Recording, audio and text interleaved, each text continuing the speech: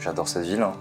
Même si on peut dire que c'est un grand village, mais on a un peu tout ce qu'il faut à Saverne et il n'y a pas de commerce non plus de musique à Saverne. Et puis moi je suis né à Saverne, je fais mes études à Saverne, mes enfants sont à Saverne, donc il n'y a pas de raison d'aller ailleurs.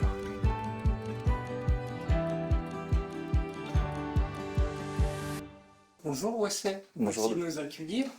Avec plaisir. Écoute, on se connaît, donc on va se tutoyer si ça ne te gêne pas. Non, je préférais qu'on se voit. Ouais, il n'y a pas de souci, on va se tutoyer. Non, je tutoie alors. C'est toi. Non, mais pour commencer, tu peux nous présenter ton parcours?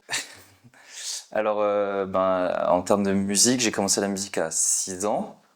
Apparemment, j'ai tanné mes parents pour faire de la musique. J'ai fait 1 an de solfège, donc après j'ai commencé à faire du clavier. Moi, je voulais faire du piano, donc j'ai continué à suivre un peu les cours avec M. Sontag. J'ai appris l'orgue, et ensuite, à 14 ans, j'ai commencé à écouter du rock, donc j'ai voulu faire de la guitare. Et mon père m'a dit, si tu veux faire de la guitare, tu te l'achètes toi-même et tu te débrouilles. Et donc j'ai commencé à travailler, je me suis acheté ma guitare, et j'ai appris la guitare, j'ai appris la basse, j'ai monté un groupe. Et puis après, j'ai voulu faire ça de ma vie, j'ai voulu être musicien, enfin, en tout cas, donner des cours, parce que j'ai toujours aimé l'enseignement et la pédagogie. Et voilà, après je me suis lancé à 22 ans, et maintenant j'en ai 38, donc ça fait quelques années que je fais ça. Alors mon activité principale, c'est de donner des cours de guitare, de piano, de chant, de basse, de batterie, du ukulélé. Et la deuxième activité, c'est de vendre des instruments, des instruments en dépôt-vente, des accessoires. Et voilà, ça c'est depuis 2017. Donc c'est un petit... Il n'y avait rien à Saverne, donc c'était l'occasion de le faire quand j'ai récupéré ce local ici. Moi, justement, je voulais te demander par rapport à ce que tu nous dis, si c'était plutôt une vocation ou une opportunité. C'était plutôt une opportunité parce que je pense pas être un vendeur vraiment dans l'âme. Je connais les produits, et les technicités, certains produits je sais pas tout parce que c'est compliqué dans la musique, il y a tellement d'instruments, il y a tellement de variétés. Donc j'essaie de me concentrer sur la basse, la guitare, le piano, principalement la batterie. Mais je pense pas être un vendeur dans l'âme entre guillemets, quoi. Et tu t'es installé depuis quand à Saverne et pourquoi Saverne? Alors parce que je suis né à Saverne. Donc je connais du monde à Saverne un peu. Je pense que je commence un peu à être connu à Saverne aussi. Et c'était une opportunité parce qu'il y avait un magasin de musique à Saverne qui voulait chercher des profs de musique à l'époque. Ma particularité, c'est déjà que je vis de ma passion. Donc ça, c'est déjà une grande chance. Et que la vente d'instruments de musique, c'est quelque chose qui devient de plus en plus rare. Et donc, il n'y a pas trop de concurrence sur ce modèle-là. C'est ce qui fait aussi un peu la particularité et cette double casquette d'être prof et d'être en même temps magasin, c'est aussi assez particulier parce que ça permet de faire des concerts et des choses comme ça tout en ayant quand même des instruments, des cordes, des choses à vendre au magasin.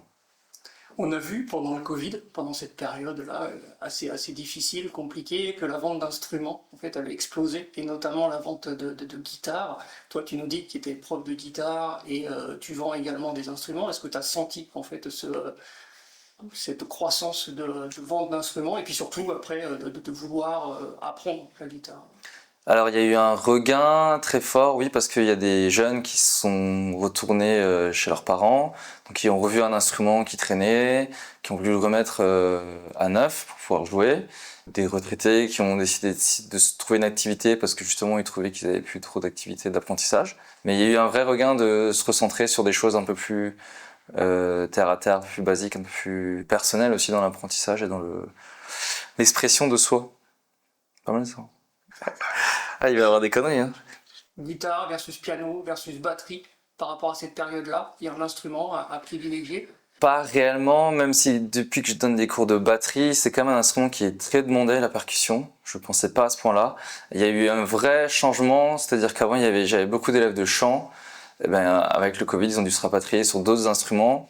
Et donc, souvent le piano ou la batterie aussi. Mais après, la force que j'ai, c'est que je fais plusieurs instruments, donc je sais qu'il y a des élèves qui savent qu'ils peuvent aller d'un instrument à l'autre, que ça leur permet d'enrichir leur vie de musicien.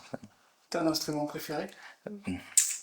J'avais un instrument préféré, qui était le piano au début. Ça s'est recentré sur la guitare. C'est passé à un moment donné peut-être à la batterie, mais honnêtement, la guitare, c'est quand même l'instrument que je prends le plus facilement.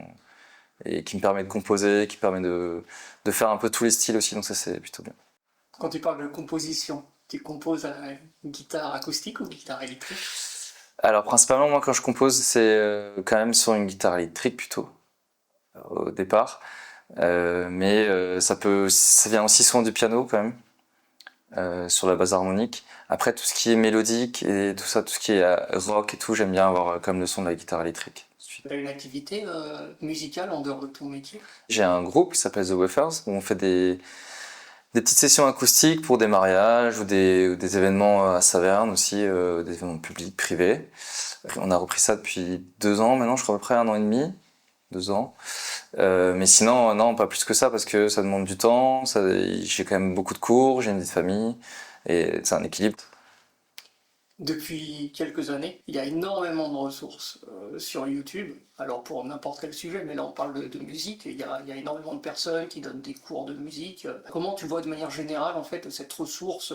Pour moi, c'est comme tout, Internet, c'est un plus. Il faut l'utiliser comme un outil supplémentaire. Pour moi, c'est bien d'aller prendre des cours chez un prof, c'est bien d'aller voir ce qui se passe sur YouTube, c'est bien d'aller voir ce qui se passe sur Internet, c'est bien d'acheter des bouquins. Moi, je me ressource de toutes les formes aussi. On apprend aussi des élèves, on apprend de gens justement sur YouTube qui sont peut-être pas issus du milieu entre guillemets classique. Il y a des applications qui existent aussi. Je sais qu'il y a des apps qui utilisent Musician ou d'autres H-Guitar et d'autres choses comme ça et qui viennent avec en cours et qui me posent des questions. Pour moi, c'est bien parce que ça veut dire que ça enrichit leur envie d'apprendre. Et donc, non, non, c'est surtout pas un concurrent. De toute façon, il faut vivre avec. Dans le même esprit, il y a des magasins d'instruments en ligne. Comment tu vois ça par rapport aux boutiques? Les gens se déplacent de moins en moins dans les magasins pour essayer les instruments. Quel est ton avis là-dessus? Ils peuvent négocier facilement en achetant des produits en masse, en ayant des produits que les magasins ont aussi, mais à des prix cassés, en faisant des certifiés remboursés, en faisant un SAV. Alors après, c'est dans le même principe que pour tout, c'est-à-dire que il y a des personnes qui aiment bien avoir une relation client, d'avoir quelqu'un en face d'eux, d'écouter des conseils et ainsi de suite. Et il y a d'autres qui savent déjà ce qu'ils veulent et qui veulent acheter directement et qui veulent pas avoir ce contact client, même le contact en général. Mais le magasin de musique doit faire des choses autour, doit faire du service, doit faire des changements de corps, doit proposer un accueil, doit proposer un SAV, parce que de toute façon, comme un peu tout, il est amené à disparaître s'il n'arrive pas à se renouveler là-dessus. Tu as des partenariats avec des luthiers locaux? Alors, je travaille avec un luthier qui s'appelle Dominique Thomas, qui est à Henri-Dorf. C'est quelqu'un que je connais depuis longtemps, c'est pour ça que je travaille avec lui. Sinon, j'avais jamais cherché forcément à travailler avec d'autres gens. Quel est ton dernier achat dans la région de Saverne? Alors, c'était ce matin, j'ai fait des courses au supermarché Match, chez Tuna Market. Je fais pratiquement toutes mes courses à Saverne. Tout ce que je peux acheter à Saverne, j'achète à Saverne, honnêtement. Parce que je fais partie du réseau des commerçants, je suis dans les vitrines de Saverne. Je suis vice-président. Donc pour moi, c'est essentiel de faire vivre le commerce local.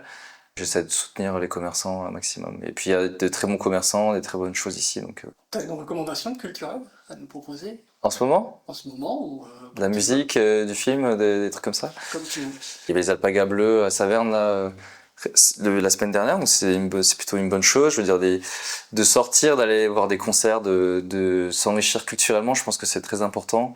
Tu as une anecdote à nous partager? Là, il s'avère qu'une fois, c'était je crois, un trompettiste qui avait besoin d'une pièce essentielle qu'il n'avait pas pu emmener sur sa trompette. Et donc, je lui ai prêté parce que j'en avais une. Et il était très content de ça. Et le lendemain, en fait, il avait laissé un petit mot sur une serviette dans la boîte aux lettres avec des gâteaux, enfin une tablette de chocolat pour dire merci et tout. Donc la musique, pour moi, c'est ça. Ce qui est très intéressant, c'est de pouvoir rassembler des gens, comme dans le sport, qui sont issus de milieux sociaux différents, mais qui partagent une même passion. Et pour avoir la chance de faire ce métier-là, je changerais pour un. Tu as une recommandation à nous faire pour le prochain commerce? Je vous conseillerais d'aller voir Valérie de Croquemache. Pour finir, je vais te poser une série de questions assez rapides. Ton mot préféré? Musique. Ton mot détesté? Guerre. Ta couleur préférée? Bleu. Ton chiffre fétiche? Le 10. Le son que tu préfères? Le rire de mes enfants. Le son que tu détestes ou le bruit que tu détestes? Petit moustique qui vient la nuit juste avant de se coucher comme ça, qui passe près de l'oreille, qui fait.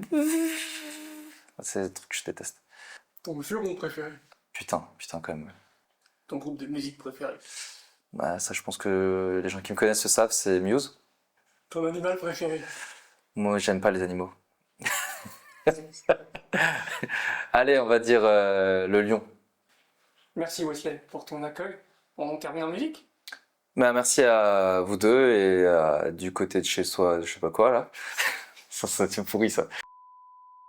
De vous intéresser aux commerçants et de créer du lien et aux artisans. Donc, faire une petite musique que j'avais écrite il y a quelques années maintenant. Donc, merci à vous deux.